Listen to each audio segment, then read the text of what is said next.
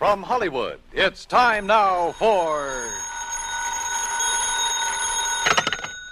Johnny Dollar. Earl Poorman, Johnny. In Sarasota? That's right. Florida? Where else? Well, hi, Earl. How are things in the land of infernal sunshine? What do you mean, infernal? Well, it's getting pretty hot down there these days, isn't it? Makes good fishing weather, Johnny. Yeah, but without a case to work on, what possible excuse would I have? Maybe I have one for you. Oh? Yeah. And maybe it's murder. Earl, I'll be down on the next plane.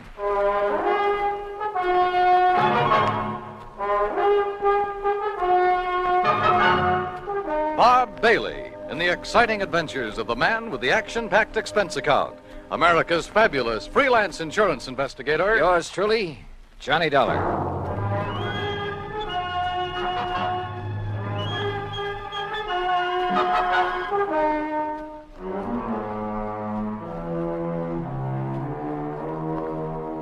Expense account submitted by Special Investigator Johnny Dollar to Tri-State Life and Casualty Company Branch Office, Sarasota, Florida.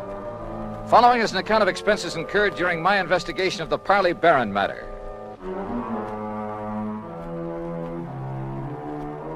Expense account item 1, $131.50, transportation and incidentals to Sarasota, Florida. Knowing Earl Poorman, I didn't bother checking into a hotel, but instead took a cab to his office in the Conroy building. Tall, lanky, easygoing, he welcomed me like a long-lost brother. Oh, Johnny, you're looking great. And I'm glad you're here because you can clear up this case in a hurry, and then you and I can get out in the Gulf and do some real serious fishing. Oh, well, that's okay by me, Earl. Your last trip down here, you remember, they weren't biting so good. But, oh, Johnny, so help me now that... Oh, I see you've got your bags with you. Well, yeah. Good, because you're going to stay with us out the house. Now, I'm not going to take any argument.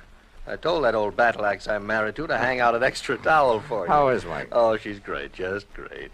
I never did understand how I was lucky enough to grab that dame, Johnny. Oh, well, now, I think maybe she kind of cares for you, too, Earl.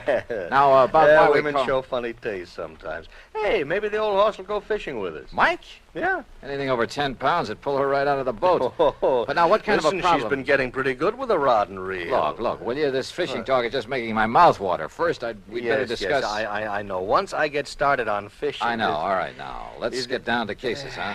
Oh, all right, if you insist. I insist. Yeah, all right. Okay. I was just trying to stall off having to. You know where Lido Key is? Lido? Yeah, a mile or so offshore, just beyond St. Armand's Key, where we live. Oh, yeah, sure. Well, a client of mine, a man I've known for years. He retired, bought himself a piece of property there, built a nice little home on it. His name is Parley Barron. So? Well, I've handled all his insurance for him, including a straight life at $50,000. Uh-huh. Beneficiary? His wife, Laura Barron. And what's happened to him? Well, Friday morning, now that's the day before yesterday, he left the house just to do some errands. Well, go on. Yeah, well, he hadn't got back home by about 5 p.m., and his wife started calling around, trying to find out where he was, and nobody seemed to know. So finally, she put in a call to the police. Who's your man there? Sergeant Harry Brackett. Oh, I remember him. Sure. Go on. Well, then around 7 p.m., they found Barron's car. Found it parked down by one of the fishing docks. But no sign of him. Not a sign, not then or since. Had he gone out fishing? Police questioned everybody, the boat owners, all the boat livery, everybody. Old Will Bright, who runs the dock where the car was parked, he was closed up. Sign on the door saying he'd gone up to Gainesville. Well, could Barron have had any reason to disappear? Oh, no. Well, not that anyone knows of. What kind of a person is his wife? No, she's very sweet, Johnny. She's a bit of a bore. But, they doted on each other. All right, how about enemies? Parley Barron? Never. Sweet old guy. I sure hope you can find him. That he's still alive. I'm afraid I doubt it. Well, so far, you've given me no reason to believe he's dead. Well, it's just a feeling, I guess. And I don't like it. Well, what else can you tell me, Earl? Nothing, really. Then maybe I'd better talk to Mrs. Barron and to the police. Yeah. Oh, here. You take my car. Oh, thanks. It's the new air-conditioned cad out in back of the building. What did you do? Oh, Michael picked me up.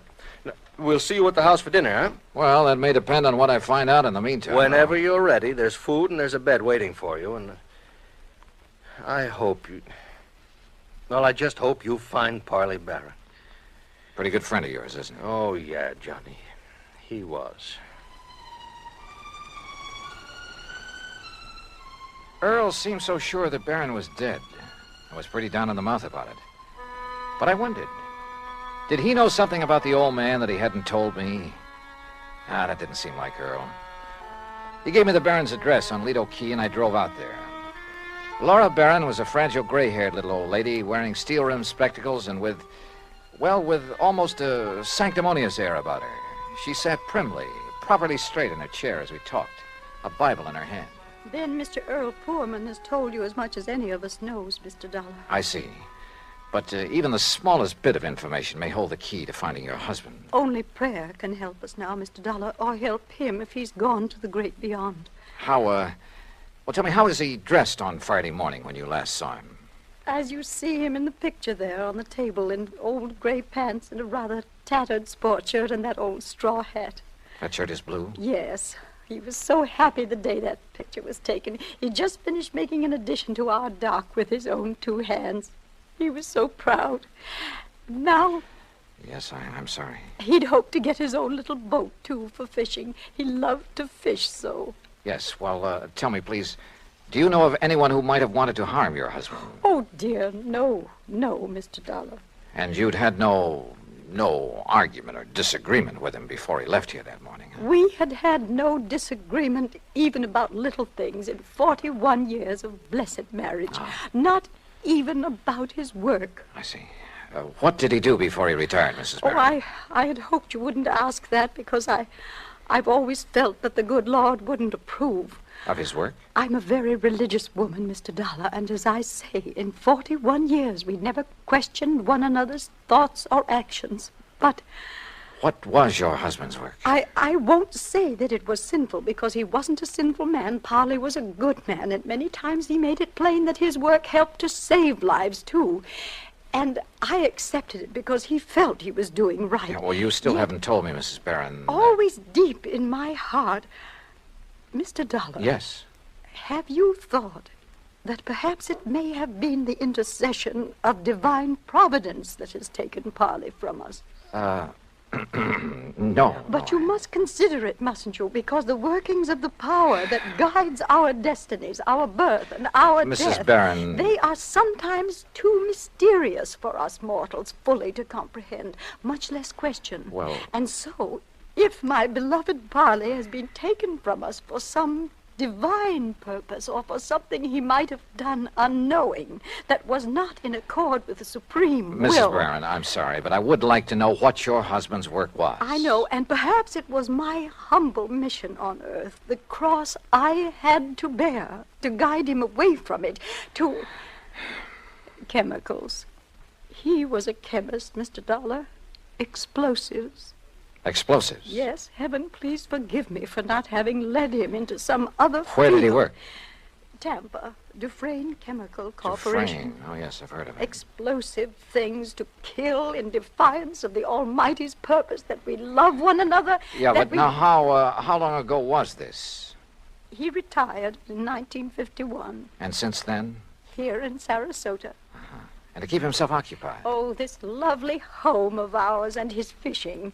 Though he never caught anything. Oh, I see. Never caught anything, Mr. Dollar. Do you suppose that was some retribution for the work he had done so long, for some error in his living or thinking? Well, well, who knows, of course. Yes, who knows?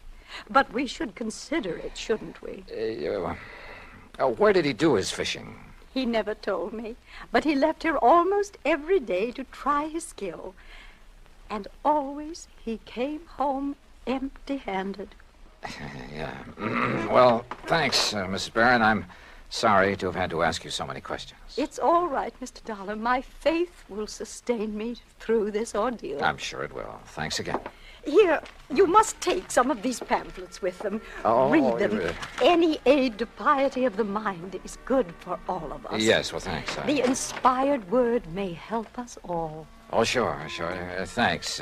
Thanks very much.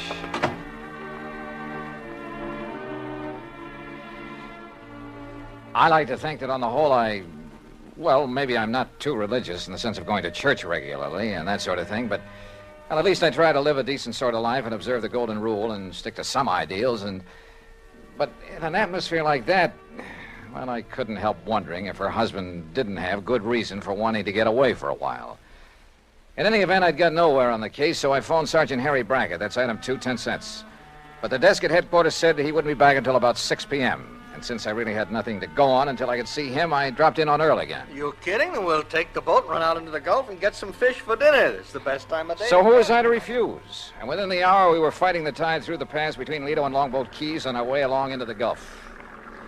Yeah, Johnny, I find I always have my best luck along about this time of day, just before sundown. I still ought to be back there working. Why? Sergeant Brackett won't be back at headquarters until 6 o'clock. You told me yourself. Now, what can you do until you talk to him and find out what leads he may have? Oh, man, you are a funny one. You call me long distance to get down in a hurry, then insist I go fishing instead of working on the Don't you case. know, fishing's the answer to more problems than anything else in the world. You got worries? Go fishing. You'll forget them. Got a nagging wife? Oh, don't let Mike hear you say that. Well, she's different. Cute little shrimp. But you know what I mean. A writer, he wants ideas, he goes fishing. A businessman? A detective? Huh? Go ahead and say it, an insurance investor. Sure. I'll bet that more than once when you've been stumped on a case, why, if you had just relaxed your mind by going out somewhere and wetting a line... I wish it were that easy. And so far as this matter is concerned, I haven't even got started on it yet. Well, relax anyway. Who knows? Maybe the answer to what's happened to poor old Parley Barron will just come to you. Oh, yeah, sure. Oh, sure. Instead of you chasing Earl. him. Huh? Yeah? Up ahead, just to the right there. Where? Oh, yeah.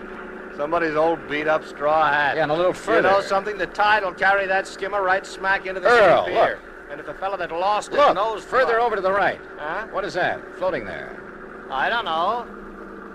Well, that looks like... Oh, good Lord. Johnny. It's a body, Johnny. We'll drift over to it. It's a body, all right.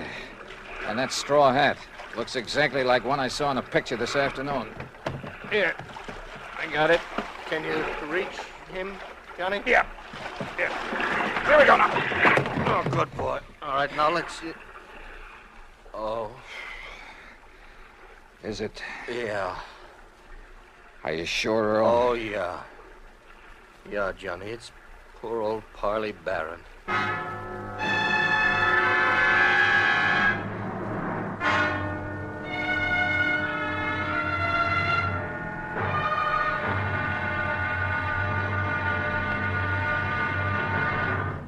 Act 2 of yours truly, Johnny Dollar, in a moment. And now, Act 2 of yours truly, Johnny Dollar, and the Parley Barron matter.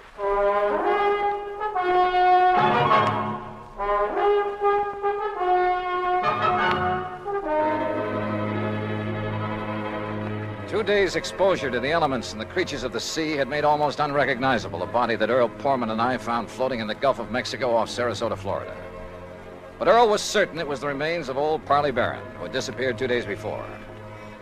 The men on duty at police headquarters confirmed the identification and placed the body in the morgue to await the autopsy surgeon. On a hunch, I asked Earl to drive me over to Will Bright's boat dock, where Barron's car had been left parked. It's like I just finished telling the police over the telephone. I wasn't here when poor old Barron come for his boat on Friday.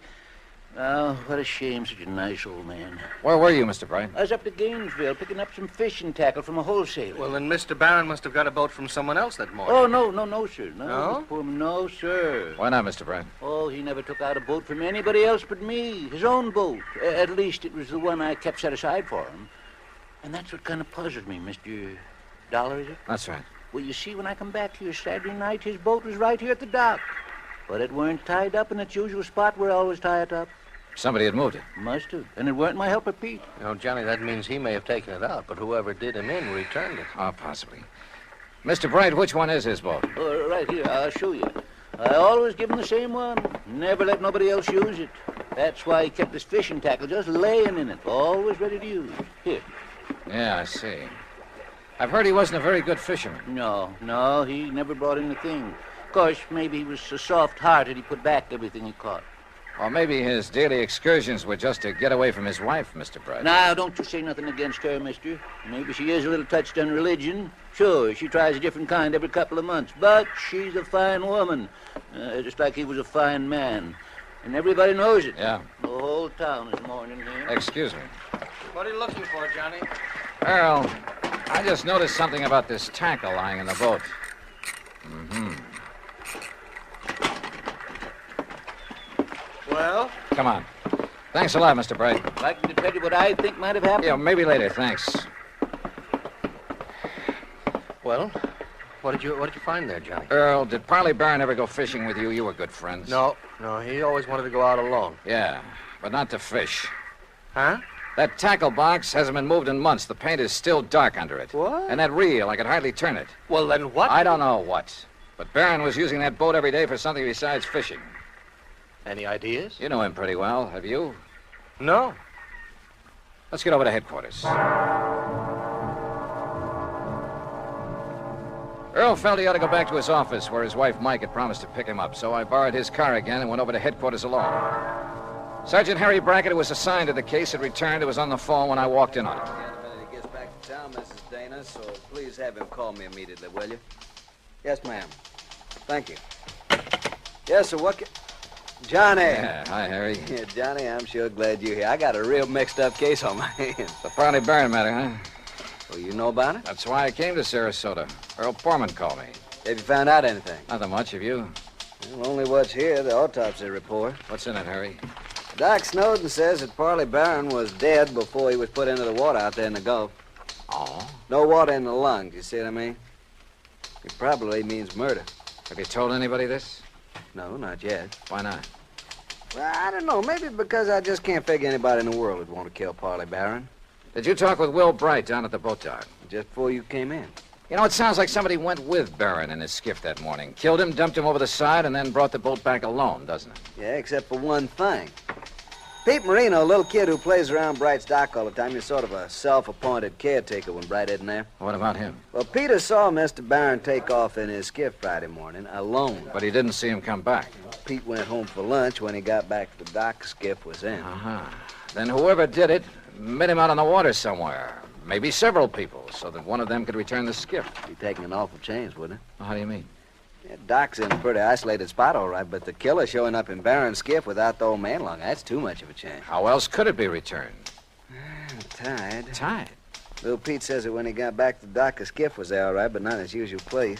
So Will Bright mentioned. Also, it wasn't tied up. It was just sitting there. Oh, then you meant untied. No, I meant T-I-D-E. When the tide's rising, it floats everything from the pass between Lido and Longboat Keys right up to Will's dock. You think the boat just floated back by itself? You got a better idea? Harry, Yeah. are you sure it was Barron's body we picked up out there? After all, the fish and whatnot disfigured it pretty badly. Johnny, I've known him for years, and didn't Earl Pullman recognize him immediately? Yeah. In the clothes he was wearing, his own straw hat? Well, have you checked on his dental work, things like that? I'm waiting now for Dr. Dana. He was his dentist to get back to. You know, that's a funny thing. What? I called Dana the minute that body was brought in. After all, teeth are about as solid identification as you can get. Oh, I thought you were sure anyway. Well, I wanted to be doubly sure. Anyhow, when Dana didn't get here right away, I called him again. I got his wife on the phone, and according to her, he suddenly left for Tampa. Urgent call or something. Where in Tampa? She didn't know. At least she wouldn't say, but it seems kind of fishy to me. Well, it may just be that one of his patients... Dana. That's right. The man who got so much publicity about atomic radiation studies, effects on the teeth and so on. That's the one. What's the matter, Johnny? Well, when you're stumped on a case, says Earl Pullman, go fishing. We did. We found a body. What are you getting at? Me, when I'm stumped, I play my hunches, no matter how crazy they may seem. And the hunch I have right now, man, is the craziest. I'll see you later. I learned a long time ago in this business, when you got a hunch on the line, you play it for all it's worth. Item 3, 10 cents for a phone call from a booth in the drugstore just around the corner. Hello? Hello, Mrs. Dana. Yes, this is Mrs. Dana. My name is Larkin, Mrs. Dana, from the Federal Bureau. The Federal Bureau... That's right, so you can see why it's important you say nothing to anyone about this call. Well, how can I be sure you I'm are? simply checking to make sure your husband has followed instructions. Oh, I see. Has he left Fort Tampa? Why, yes, the minute he got the phone call. Did he tell you who called? Why, no, but I did hear him mention the name Dufresne. Dufresne. Yes, only he didn't know I heard, and... Oh, maybe I shouldn't have mentioned it. Just be sure you don't mention it to anyone else. Oh, no. Goodbye. Item 4, 390 at the sign of the Flying Red Horse on the way to Tampa. The least I could do for the use of Earl's car was fill the gas tank. On expense account, of course. The FBI gag had worked before, so I used it again to bowl my way through the gate at Dufresne Chemical Corporation and to the office suite of Dufresne himself. I wasn't at all surprised to see activity in the suite despite the late hour. Sir, are you the man the front gate just called about? Yes, that's right, FBI. Which is the door to Mr. Dufresne's office? Well, I'm afraid he has some people with him, sir. What did you say your name is? Never mind. Is this the door? Sir, please, you'll have to wait. Come in, Mr. Dollar. Come in. Oh. I'm Arnold Dufresne. This is Dr. Dana, and this is Mr. McLaughlin of the Federal Bureau. How are you? We've been expecting you.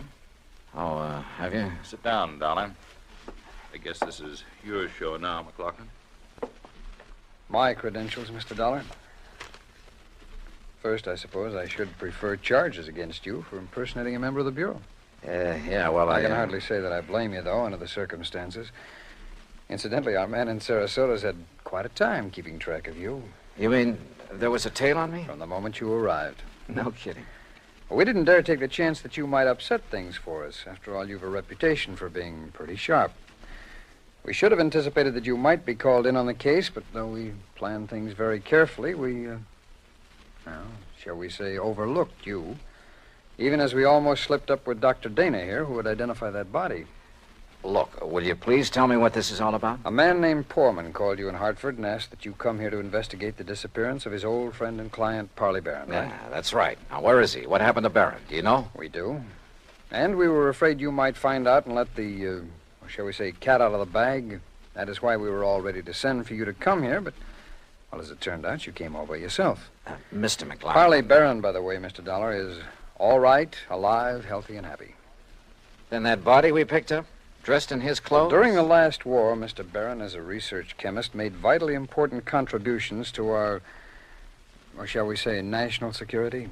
Oh. He was too valuable a man to lose, even though his wife objected to his work for religious reasons.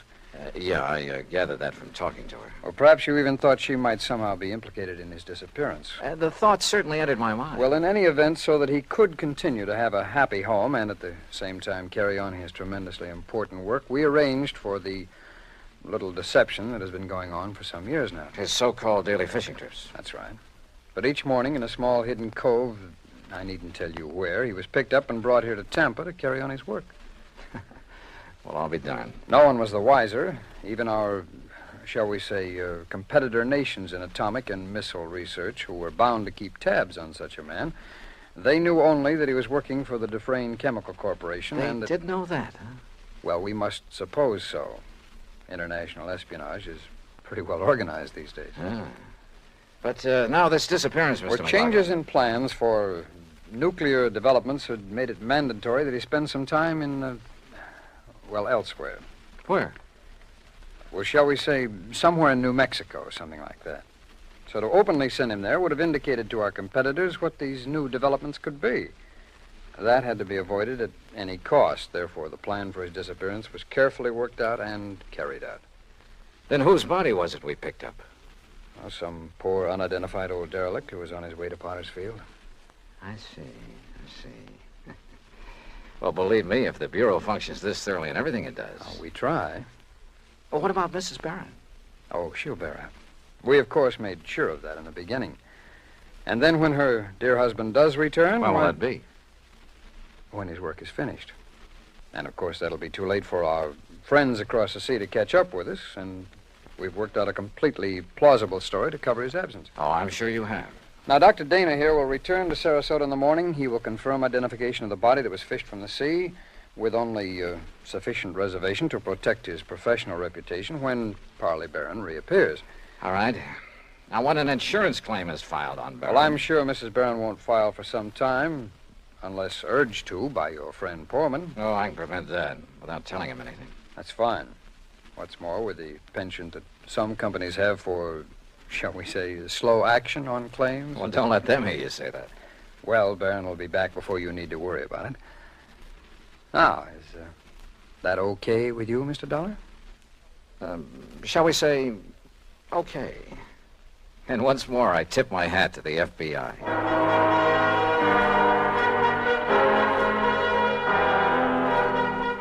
Expense account total, including plane fare and incidentals back to Hartford, $421.50. Remarks? For obvious reasons, I have used fictitious names throughout this report, and of course delayed filing it until obtaining official clearance. Yours truly, Johnny Dollar.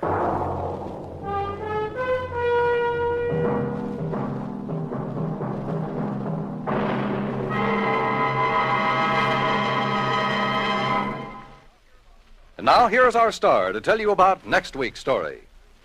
Next week, a strange old character, the most beautiful girl I've ever met, and money all over the place. Counterfeit. Join us, won't you? Yours truly, Johnny Dollar.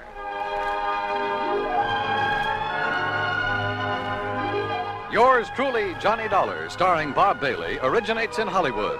It is produced and directed by Jack Johnstone, who also wrote tonight's story. Heard in our cast were Virginia Gregg, Jeanette Nolan, Will Wright, Barney Phillips, Lawrence Dobkin, Stacey Harris, and Harry Bartell. Musical supervision is by Amerigo Marino.